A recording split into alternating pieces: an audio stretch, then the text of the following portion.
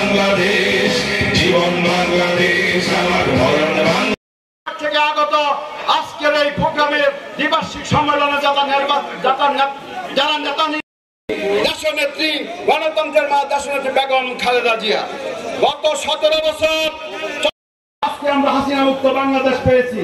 হাসিনা মুক্ত বাংলাদেশ পেতে সবচেয়ে পরিণত দিয়েছে জুলাই আগস্টে সেই সমস্ত বিপ্লবীরা যাদের রক্তের বিনিময়ে এবং অঙ্গ সংগঠন যারা নেতৃবৃন্দ এখানে উপস্থিত আছেন, আমাদের আন্দোলন লড়াই সংগ্রাম করতে গিয়ে আমরা আমাদের অনেক সহযোদ্ধাকে হারিয়ে পক্ষ থেকে পৌরসভার পক্ষ থেকে সুমন ভাইয়ের আগমন শুভেচ্ছা স্বাগতম, মুসাদ ভাইয়ের আগমন শুভেচ্ছা স্বাগতম, দালান ভাইয়ের আগমন শুভেচ্ছা স্বাগতম। সংগ্রামী নেতৃবৃন্দ, ইতিমধ্যে আমাদের মাঝে উপস্থিত কেন্দ্রীয় কমিটির সহসভাপতি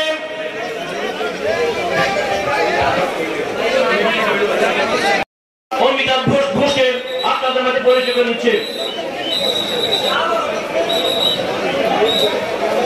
কুমিল্লা মহানগর বিএনপির সাবেক প্রতিষ্ঠাকালীন আউযু বিল্লাহি মিনাশ শাইতানির রাজিম বিসমিল্লাহির রহমানির রহিম। শ্রদ্ধা নেতা, প্রাণপ্রিয় নেতা জনাব জাকারিয়া তাহের সুমন সাহেব সহ আহ্বায়ক জনাব কাউসার সেলিম ভাই, মঞ্চে উপবিষ্ট কুমিল্লা জেলা থেকে আগত ডেলিগেট এবং পৌরসভার 9টি ওয়ার্ড থেকে আগত ডেলিগেট বৃন্দ, আমার মা ও বোনের আসসালামু আলাইকুম ওয়া রাহমাতুল্লাহি ওয়া বারাকাতুহু। বক্তব্য সংক্ষিপ্ত করতে হবে।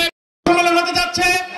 আমরা আমাদের নেতা জাকারিয়া তাহের সুমন ভাইয়ের কাছে এমন একটি কমিটি প্রত্যাশা করি। দ্বিবার্ষিক সম্মেলনের সংগ্রামী সভাপতি তুখুর সমাবেশের শ্রদ্ধাভাজন সভাপতি উপস্থিত আজকের এই সম্মেলনের উদ্বোধক আমাদের প্রাণপ্রিয় নেতা জনাব জাকারিয়া তাহের এবং আগামী জাতীয় নির্বাচনের প্রস্তুতি গ্রহণ করার উদাত্ত আগস্টে এদেশের ছাত্র জনতা গণ অভ্যুত্থানের মাধ্যমে এই স্বৈরাচারী সরকারকে সকলের মঙ্গল কামনা করে আজকে বক্তব্য আকাঙ্ক্ষা করছে। আল্লাহ হাফেজ।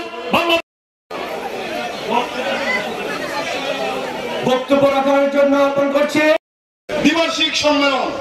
প্রিয় উপস্থিতি, 1971 সালে আমাদের রাষ্ট্র নিয়ে যাবেন। এখানে 2-3 জন বিশিষ্ট ব্যবসায়ীরা আছেন। কোন নির্বাচিত সরকার ছাড়া কোন বিদেশি $1 কোনো বিনিয়োগ আসে না। নির্বাচিত সরকার ছাড়া এদেশে আইন শৃঙ্খলা পরিস্থিতির উন্নতি হবে না। নির্বাচিত সরকার ছাড়া সামাজিক পরিস্থিতির উন্নয়ন হবে না। আজকে মব জাস্টিসের নামে মানুষের ঘর বাড়ি লুণ্ঠন করা হচ্ছে, মানুষকে হত্যা করা হচ্ছে।